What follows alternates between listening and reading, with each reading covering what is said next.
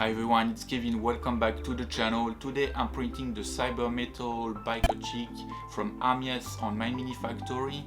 This one is a pretty big one. There is a lot of parts doing the bike, the girls. It's gonna be a long project, so let's go. Okay, so here I'm just gonna spare the whole process. I have almost all the pieces. I'm missing one or two, but for the most part that's it. It took a bit to support the whole model, but it was not that hard, so it was fine. I had to reprint a couple of parts where like sometimes it was a bit heavy or I didn't really support well enough, especially the bust. I would suggest to swap it around upside down. That's the way I reprinted after. It was better.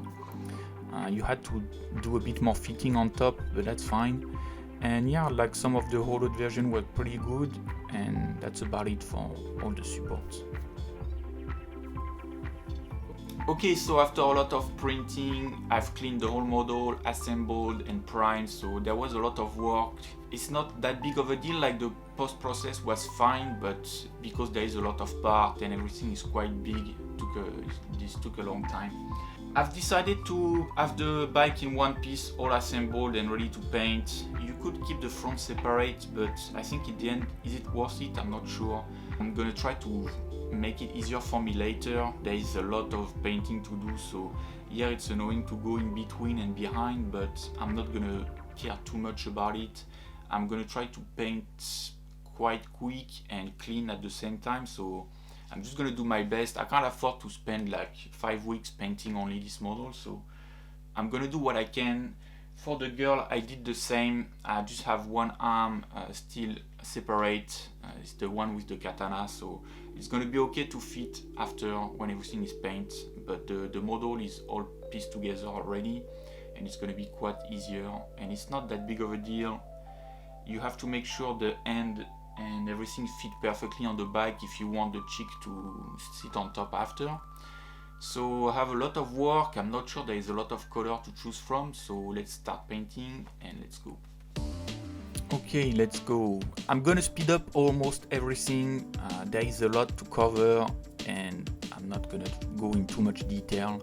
Here for the skin, I choose a dark purple for the kind of base coat color, just to have a slight tone of purple under. And I just dry brushed the darker skin tone over slowly but surely. I had like 3 or 4 paint and I just went slowly and I mix in between. The transitions are not the best, and there is a bit, all the lines from the print are still visible after. It's a bit annoying. Obviously the body is really curvy, all the butt and the boobs, everything is curved, and all the curved parts, they're always the one with the most printing line. So when you dry brush around, when you try to buff, there is a lot of line. It's a bit dirty as you can see here, so I'm gonna try to clean up with the brush, not clean everything perfectly, but I'm gonna try to smooth a bit and glaze over some parts just to make it a tiny bit better. But the end result, the color, everything is pretty nice, and I'm happy with the render of the purple and the lighter skin over. And here on the boots, I decided to reuse the color skin. I'm like, okay, I'm gonna make those kind of boots legging on the part here, and the front will be solid. So I'm using the skin, I'm doing some volume with the dry brush again, but really quick, and because I'm going to apply the black wash over, and the end result was fine. It was just a test randomly just to see what was going to happen, and I'm happy with the result. I'm cleaning the line here.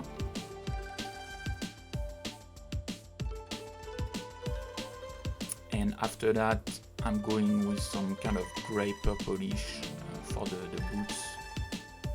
Everything will stay always purple almost. Sometimes it's going to be a bit more reddish purple, sometimes a bit more bluish, like here on the boot.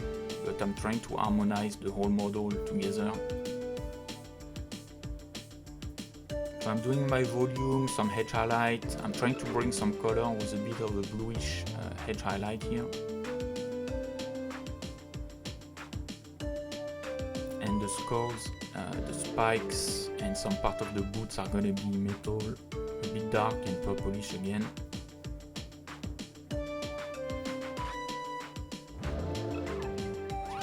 painting over after with a bit of a brighter metal. And now I'm on the jacket. I'm using purple again. I'm not sure if you can call this a jacket, but at least there is a hoodie for sure. And yeah, I'm just gonna base coat the whole thing. I've decided to keep the same color almost for the whole top part here. I'm gonna highlight with a bit of a reddish purple and then pinkish over. So I'm doing a lot of like, I don't know, like glazing and wet blending. I'm not really wet blending anything, but I'm just doing like a rough glaze over to add my volume.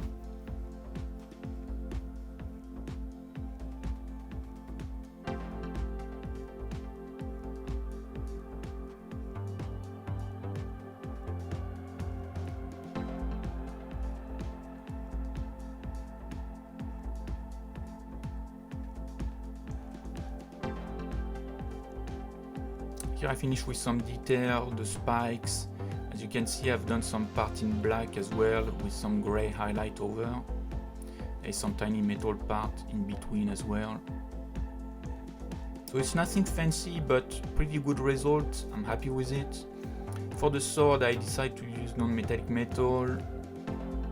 I'm not gonna go over everything. Here I'm already at the end. It was just a lot of back and forth trying to find something decent.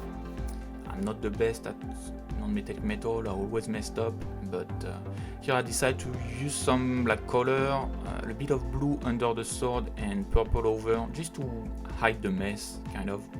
It's always helpful to just add something over to kind of hide what you're doing. And for the hair I used the blue, a bit of purple as well for the shadow, and here I'm doing some edge highlight.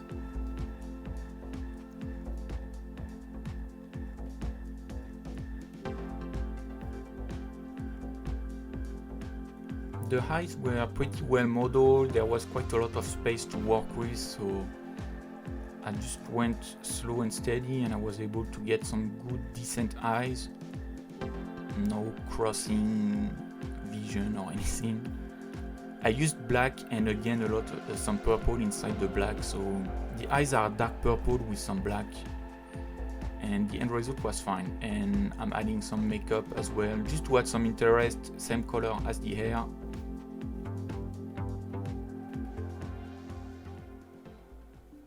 Now on the bike, so I was not really sure about the color. I started with some kind of reddish orange, and I base coated the whole thing, and I'm like, okay, I'm just gonna go step by step and see what's gonna happen. I'm not sure exactly what color to choose from. After the base coat, I used the black wash just to get some like detail, and it was a bit purplish, like the black I did like I don't know, 3/4 black and 1/4 purple wash. It's a bit hard to see the purple in it, but that's okay. And here I'm just dry brushing the orange, the yellow, getting my volume and my highlights. And I'm still trying to get the feeling on exactly the color that I'm going for. I repainted black all the metallic parts before I applied the metal, trying to add some copper, some tin, just I don't want everything to be silver and weird. It's always good to add interest over. Then I'm washing the metal. I don't want everything to be dull. And after the first wash was dry, I'm like, okay, I'm gonna rewash the whole bike again. I'm still trying to find the kind of style that I'm looking for. So there's a lot of tiny detail, this kind of organic shape around the bike. So I was like, okay, going for one more coat of wash might be okay. And for the end, I'm like, okay, I'm just gonna edge highlight with the brush this time, with yellow. And I'm just gonna go over the top part and edge highlight the top. And for the end, some small detail, the backlight, the blinkers. I'm just hiding white first, and then I know I'm gonna go over with the bright red and everything's gonna pop. Here for the speedometer and the engine, RPM and stuff, I went with digital style, so I'm just doing the 0 here, some kind of gauge under, And the end result is pretty cool. I'm really happy with the idea here. I'm gonna add a bit of blue for the style. It was nice.